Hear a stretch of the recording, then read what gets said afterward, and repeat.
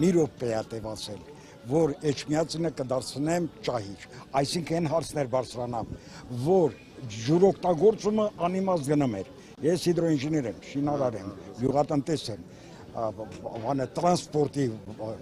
կողմնակից եմ։ Ուրեմն 100-ից ավել առաջարկություններ ունեմ ես Հայաստանում, անշահախնդիր, առանց մի լումայի, 10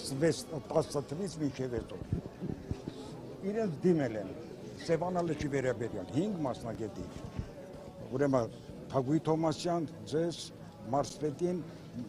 հետո Գնել Սանոսյանին։ 2 անգամ այդ փաթեթը տվել եմ կոնկրետ Հաշինյանին, 2 անգամ եկել, մեկն էլ ստեղ եմ տվել, արձագանք չկա, մեր նավերը մնալու են ավազների վրա, ինչպես Արալյան լճում,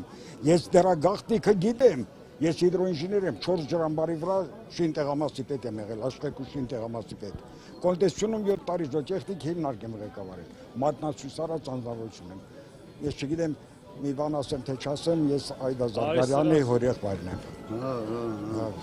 Հիշեցիք, Չինաստաներ եկամ։ Հա, այդ մի շանկ է։ Տարի ամսի 7-ին ճանապարհենք, բոլոր ծրագրերին ընթացել։ Ուրեմն ես խնդրում եմ, այս ժողովրդավարությունը վերականգնվի, 77 տարեկան եմ ու անշահախնդիր ես անում եմ մեր երկրի համար, հանրության համար։ Երևան քաղաքի խցանումները ես ասում եմ կվերացնեմ 60%-ով, եթե